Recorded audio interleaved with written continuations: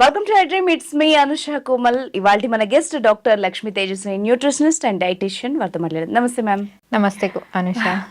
ఈ మధ్య ఒక సర్వే వచ్చింది WHO నుండి. తెలుగు రాష్ట్రాల్లోనే మహిళల్లో, అది పర్టికులర్ గా మహిళల్లో ఒబేసిటీ పెరుగుతోందట. ఎందుకు అంటే మనం ఇండియన్స్ ఆల్మోస్ట్ లేడీస్ అంటే చబ్బిగా అది ఫేమస్, అందరూ తెలుసు అందరికి. మళ్ళీ తెలుగు రాష్ట్రాల్లోనే అంటే ఒబేస్ కి కూడా కారణం అవుతోంది అంటున్నారు. ఎందుకు అంటే ఫుడ్ వల్ల, లేకపోతే ఇంకేమైనా రీజన్స్ ఉంటాయా? సో చాలా రీజన్స్ ఉంటాయండి. సో ఫస్ట్లీ మనం యాక్చువల్లీ చూసుకుంటే తెలుగు రాష్ట్రాల్లో యాక్చువల్లీ పేర్ షేప్డ్ బాడీ ఎక్కువగా ఉంటుంది. అంటే లోవర్ అబ్డామన్ కింద హిప్స్ ఆ రీజన్, వేస్ట్ అంతా కొంచెం బ్రాడ్గా ఎక్కువగా ఉంటుంది అనమాట. ఓకే, సో ఆ ఒబేసిటీ అనేది ఎక్కువ తెలుగు రాష్ట్రాల్లో. సో రీజన్ ఏంటి అంటే మెనీ రీజన్స్. ఫస్ట్ ఏంటంటే లైఫ్ స్టైల్. ఓకే, లైఫ్ స్టైల్కి వస్తే చాలా ఇన్యాక్టివ్గా ఉంటారు. అంటే చాలా మంది ఏమనుకుంటారంటే నేను రోజంతా ఇంటి పనులు చేస్తాను, ఊరుస్తాను, మాప్ చేస్తాను, గిన్నెలు కడుగుతా, ఇట్లా నాకు రోజంతా ఇదే సరిపోతుంది, నాకు సరిపోతుందేమో అని అనుకుంటారు. కానీ అది కంటిన్యూస్ వర్కౌట్ లాగా ఉండదన్నమాట. ఇప్పుడు ఒక ఎక్సర్సైజ్ కి అలాంటి వర్క్ కి కొంచెం డిఫరెన్స్ ఉంటుంది.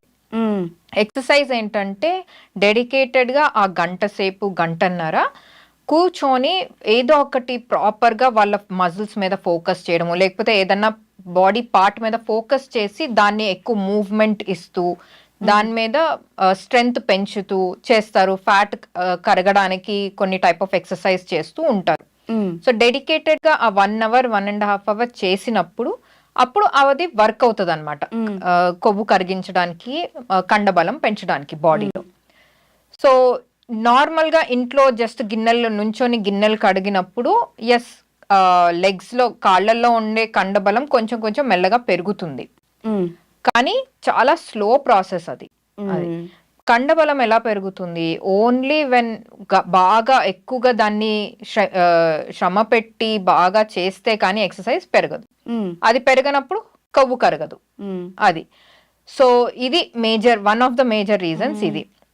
డెఫినెట్ గా ఇంటి పనులు చేసే ఆడవాళ్ళు కూడా 1 hour కంటిన్యూస్ ఎక్సర్సైజ్ అనేది, ఏదో ఒకటి, జిమ్ వెళ్ళాల్సిన అవసరం లేదు కంపల్సరీ అని కాదు, వాకింగ్, లేకపోతే ఇప్పుడు చాలా యూట్యూబ్ లో చాలా ఎక్సర్సైజ్ వీడియోస్ వస్తున్నాయి. ఎవరైనా హెల్ప్ తీసుకొని, గైడెన్స్ తీసుకొని ఆ ఎక్సర్సైజెస్ చేయొచ్చా లేదా కనుక్కొని చేయొచ్చు ఇంట్లోనే. లేకపోతే యోగా చేయొచ్చు. యోగా ఇప్పుడు చాలా చోట్ల ఎక్కువగా చేస్తున్నారు, యోగా చేయొచ్చు. అది కాకుండా ఆహారం ఫస్ట్. సో ఎలాంటి ఆహారం తింటున్నాము, ఎంత ఆరోగ్యమైన ఆహారం తింటున్నాము అనేది చూసుకోవాలి. సో బ్యాలెన్స్డ్ మీల్, ఎప్పుడు చెప్తాను కదా, బ్యాలెన్స్డ్ మీల్ ఉండాలి. మనం ఎంత కార్బోహైడ్రేట్ తింటున్నాము, ఎంత ప్రోటీన్ తింటున్నాము, ఎంత ఫైబర్, ఎంత విటమిన్స్ తింటున్నాం. తెలుగు రాష్ట్రాల్లో అన్నం అనేది ఎక్కువగా తింటాం. అవును. సో అన్నం అనేది మనకి కార్బోహైడ్రేట్.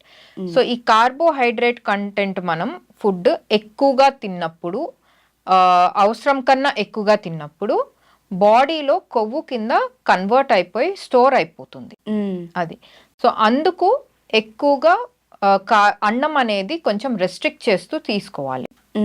సో ఇప్పుడు ఎస్పెషల్ అండ్ ఆడవాళ్ళకి ఒక చెడ్డ అలవాటు ఏంటంటే మిగిలిపోయింది వేసేసుకోవడం. అదే ప్రాబ్లం. ఆ ఇంట్లో ఎవరు వదిలేసిన, పిల్లలు మెయిన్ గా పిల్లలు వదిలేసింది తినేస్తారు. Yes, yeah. ఇప్పుడు పిల్లలకి మంచిగా నెయ్యి వేసి కలిపితే వాళ్ళు వదిలేస్తారా అన్నము? సరే ఎందుకులే పారేయడం అని వాళ్ళు పారేయలేక ఇంకా చేయాలనిపించదు కదా, ఇంకా ఎక్కువగా తినేస్తారు అది.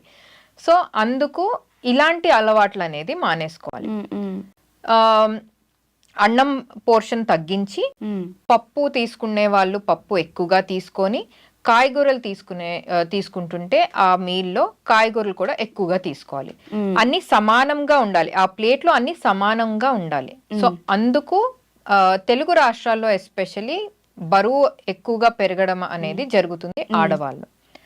సో ఇలాంటి ఫుడ్ హ్యాబిట్స్ లేకుండా, ఇట్లా బ్యాలెన్స్డ్ మీల్ ఫుడ్ హ్యాబిట్స్ లేకుండా చాలా ప్రాబ్లమ్స్, హెల్త్ ప్రాబ్లమ్స్ వస్తున్నాయి.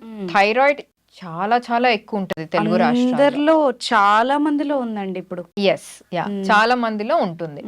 సో ఈ థైరాయిడ్ వల్ల మెటబాలిజం అనేది స్లో అయిపోతుంది. ఓకే, మెటబాలిజం స్లో అవ్వడం అంటే బాడీ తొందరగా ఫుడ్ అరగకపోవడం, ఫుడ్ సరిగ్గా డైజెస్ట్ అవ్వకపోవడం, ఫ్యాట్ ఎక్కువగా బాడీలో స్టోర్ అయిపోవడం, అంటే కొవ్వు స్టోర్ అయిపోవడం, అండ్ ఎనర్జీ తగ్గిపోతుంది, నీరసం వస్తుంది. ఇలాంటప్పుడు ఎక్సర్సైజ్ ఉండదు. మామూలు ఇంట్లో చేసే పనులు కూడా మెల్లగా తగ్గించేస్తూ వస్తారు. చాలా మంది ఇప్పుడు ఇదే కంప్లైంట్. అవును, డైట్ చేసే వాళ్ళేమో అన్నం తినొద్దు అంటారు కదా. కొంతమందికి నాకు అన్నం తింటేనే ఎనర్జీ ఉంటది, లేకపోతే నాకు వేరే తినాలనిపి తిన్నా నాకు ఎనర్జీ రావట్లేదు అంటారు. అవును, వాళ్ళు ఎలాగా ఆల్టర్నేట్ చేసుకోవాలి? ఓకే, సో ఎలాంటి టైప్ ఆఫ్ అన్నం తింటున్నాం అనేది చూసుకోవాలి. ఇప్పుడు వైట్ రైస్ తింటున్నారు అనుకోండి, వైట్ రైస్ మానేసి బ్రౌన్ రైస్ లేకపోతే కొర్రలు ఇట్లాంటివి తీసుకుంటే పర్వాలేదు. సో ఏది లేదు ఓన్లీ వైట్ రైసే తినగలను అంటే సెమీ పాలిష్డ్ వైట్ రైస్ వస్తుంది. ఫుల్ పాలిష్డ్ వైట్ రైస్ కాకుండా సెమీ పాలిష్డ్ వస్తుంది. సో అది తిన్నా కొంచెం బెటరే. సో అది తింటున్నప్పుడు కొంచెం క్వాంటిటీ అనేది తగ్గించుకోవాలి. ఓకే, సో ఎలాంటి వైట్ రైస్ అయినా క్వాంటిటీ తగ్గించుకొని వేరే దాంతో పాటు పప్పు కూర తింటుంటే దాని క్వాంటిటీ ఎక్కువ చేసుకోవాలి. జస్ట్ అన్నం తినడం స్టార్ట్ చేసే ముందు ఒక చిన్న కప్పు, ఒక మీడియం సైజ్ కప్పు సలాడ్ తీసుకోవడం, వెజిటబుల్ సలాడ్ తీసుకుంటే మంచిది. అండ్ ఎందుకంటే అది ఫైబర్ రిచ్ కాబట్టి దాంట్లో పీచు పదార్థం ఎక్కువ ఉంటది కాబట్టి కడుపుని కొంచెం ఎక్కువగా నింపి ఉంచుతుంది. సో అప్పుడు ఆటోమేటిక్ గా అన్నం అనేది తక్కువగా తింటారు. అది సో ఇలాంటి జాగ్రత్తలు తీసుకోవాలి. ఇంకొకటి ఏంటంటే చాలా లేట్ గా తింటారు. చాలా మంది ఆడవాళ్ళు ఏం చేస్తారంటే అందరు తిన్నాక లేట్ గా భోంచేస్తారు. ఎస్పెషలీ చిన్న పిల్లలు ఉన్న వాళ్ళు ఏం చేస్తారంటే ఫస్ట్ మేము మా పిల్లలకి పెట్టాలండి, దాని తర్వాతే మేము తినగలము, మాకు టైం ఉండదు అని అంటారు. సో అక్కడ రెండు చేయొచ్చు. ఒకటి, మీరు పిల్లలకి పెట్టే ముందే తినేయండి, లేకపోతే పిల్లలతో పాటు తినాలి.